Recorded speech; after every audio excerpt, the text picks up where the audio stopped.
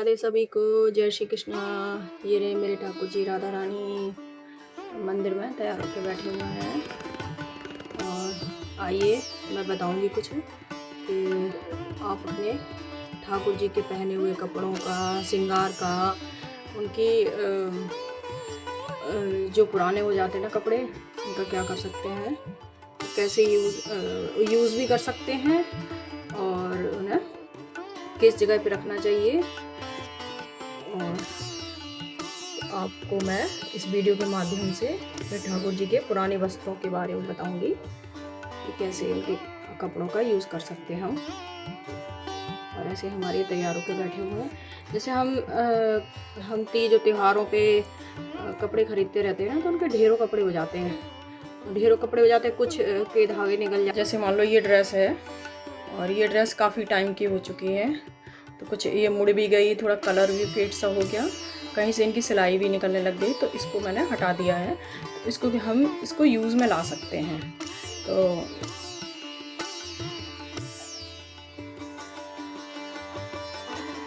जैसे ये ड्रेस है, मान लो ये ड्रेस है, इसको हम जैसे ये किनारी पलट गई है ना, इसकी सिलाई भी खुल चुकी है, तो हम ना इस ड्रेस को निकाल के अपने डेकोरेशन के लिए भी बना सकते हैं।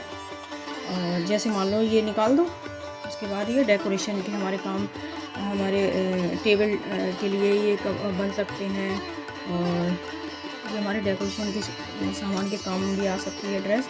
हम इसके ड्रेस को वॉल हैंगिंग भी कर सकते हैं। और हमें कुछ समझ में नहीं आता कि क्या किया जाए इनके पुराने कपड़ों का, तो हम इनके पुराने कपड़ों को, जैसे कि ये मैंने इनके पुराने कपड़ों को स्टोर करके रखा हुआ है। और ये इनकी ड्रेस बहुत काफ़ी साल की हो चुकी हैं, तो कईयों के कलर निकल गए। और ये जैसे ये इनका ये चोली ख़राब हो चुकी है, फट गई है, ये हैं।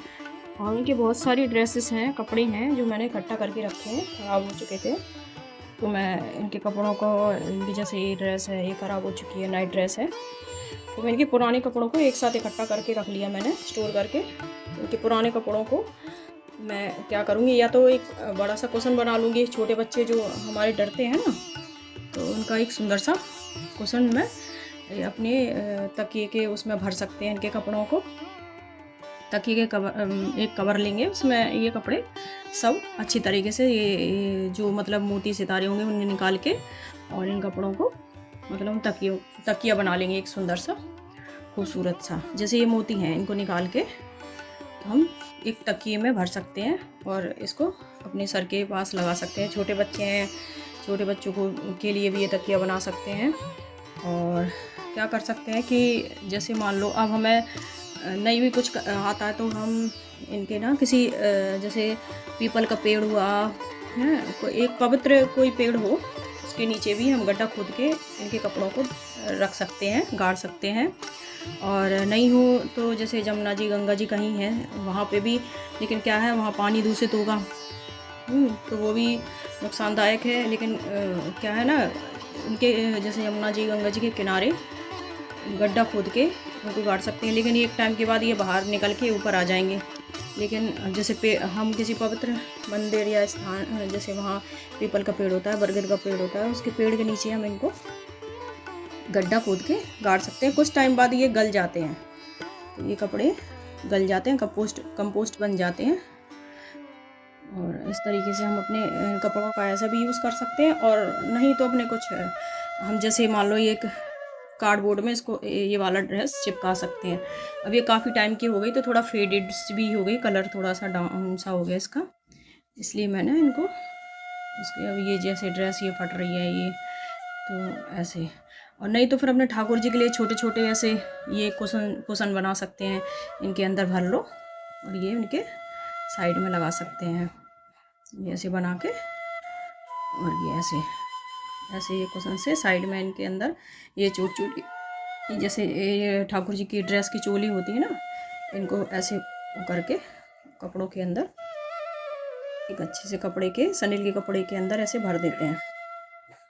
तो इस तरीके से ये हमारे इनके काम आ जाते हैं।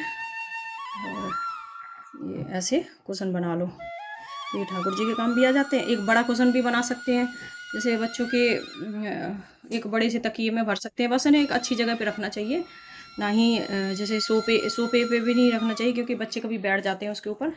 तकिया क्या है, सर के पास रहता है, तो बच्चे हमारे छोटे बच्चे हैं घर में जिसके, तो वो डरे ना, तो भगवान जी का आशीर्वाद मिलता रहे, इसलिए इनको ऐसे यूज़ कर सकते हैं। पुराने कपड़े तो इतने ढेर हो जाते हैं कि अब मन भी नहीं करता, इतनी अच्छी अच्छी ड्रेस आती है इनकी, तो फेंकने का मन भी नहीं करता ना इधर उधर। तो हम इन्हें डेकोरेशन के जैसे टेबल कवर बनाते हैं ना, तो इस तरीके से हम इसको, इन कपड़ों को एक कार्डबोर्ड पे चिपका लेते हैं, तो उनके टेबल कवर बन जाता है सुंदर सा। वॉल हैंगिंग भी कर सकते हैं ऐसे, जैसे दीवार पे लगा लो इनको दीपावली के टाइम, ऐसे इस तरीके से।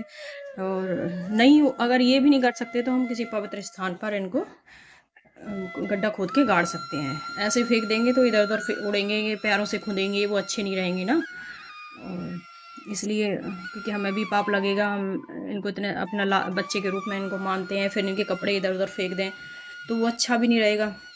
इसलिए वो हमारे बच्चे के समान होते हैं, क्योंकि कई कई साल तक ये ड्रेस पहने रहते हैं, फिर वो एकदम से इधर उधर फेंक दो, उल्टी सीधी जगह फेंक दो, तो वो भी अच्छा नहीं लगता।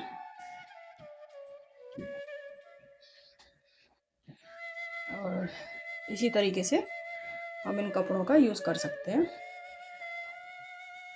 इनके पुराने कपड़ों का, इनके पुराने सामानों का, अब जो ख़राब हो जाते हैं, जो यूज़ जैसे माला हुई टूट जाती हैं, और कभी श्रृंगार का सामान भी, कई जैसे कंगन टूट गए, ये जैसे ये गले का है, इसका ये टूट गया है, कई मोती निकल गए, तो इनको भी साथ में इन कपड़ों के साथ ज़मीन में गाड़ सकते हैं, किसी पवित्र वृक्ष के नीचे।